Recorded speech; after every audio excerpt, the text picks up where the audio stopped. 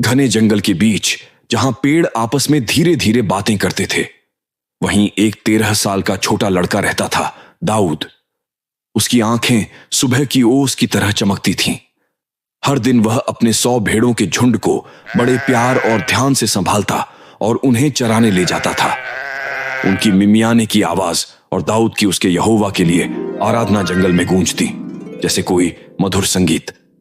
लेकिन आज कुछ गड़बड़ थी।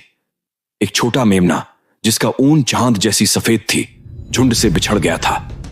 दाऊद का दिल धड़क उठा। वह जानता था कि इस घने जंगल में खतरे छिपे हैं, ऐसे शिकारी जो किसी अकेले मासूम जीव पर हमला करने में जरा भी देर नहीं लगाते। उसने आसमान की ओर देखा और परमेश्वर से एक छोटी सच्चे दिल की प्रार्थना की, हे यहोवा, मेरी राह दिखा और मेरी रक्षा कर। भजन संहिता 91 के शब्द उसके दिल में गूंज उठे।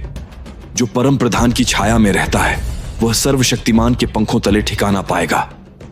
इन वचनों ने उसे हिम्मत दी और वह अपने खोए हुए मेमने को ढूंढने अपनी गुलेल लेकर निकल पड़ा।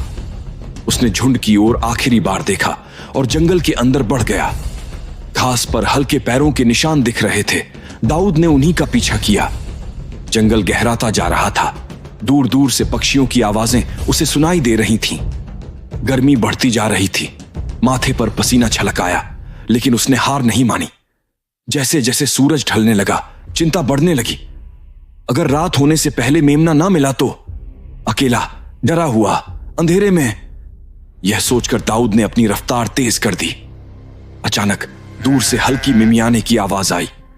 उसका दिल खुशी से उछल पड़ा। उसने कांटे भरी झाड़ियों को हटाया और देखा छोटा मेमना एक झाड़ी में फंसा था। उसकी आंखें डर से बड़ी हो गई थीं। दाऊद ने धीरे से उसे पुकारा, लेकिन जैसे ही उसने कदम बढ़ाया, जमीन उसके पैरों के नीचे से खिसक गई। वह गड्ढे में गिर गया। किसी ने इसे बड़ी चालाकी से ढका हुआ था।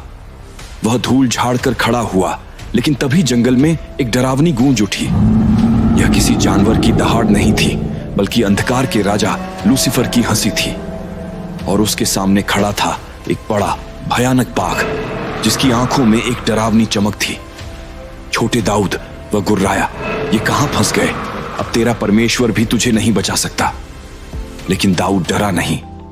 उसने धीरे से भजन संहिता 23 के शब्द दोहराए, चाहे मैं घोर अंधकार की तराई से होकर चलूं तो भी हानि से ना डरूंगा, क्योंकि यहोवा मेरे साथ है। बाघ ने एक कदम आगे बढ़ाया।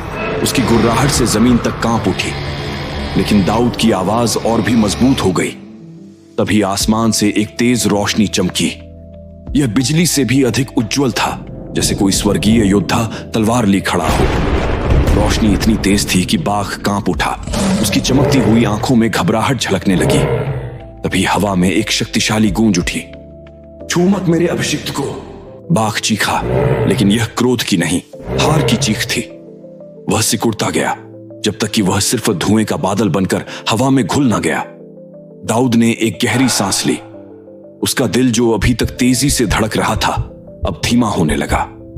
उसकी आंखें भारी हो गईं और वह वहीं मिट्टी पर लेटकर सो गया।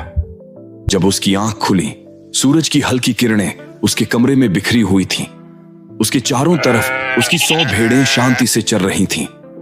वह झटके से उठ बैठा, हाथ अपने दिल पर रखा और देखा, वह सुरक्षित अपने कमरे में था। वह छोटा सफेद मेमना भी पास ही खड़ा था, जैसे कुछ हुआ ही ना हो। लेकिन कुछ अलग था। उसकी कलाई पर एक हल्की रोशनी की छाप थी, जैसे किसी ने उसे छुआ हो। उसने खुद से पूछा, मैं घर कैसे आया? क्या यह बस एक सपना था? दाऊद ने आसमान की ओर देखा और मुस्कुराकर परमेश्वर का धन्यवाद किया। वह जानता था, चाहे यह सपना हो या हकीकत, उसे बचाने वाला कोई और नहीं, बल्कि उसका परमेश्वर यहोवा ही था।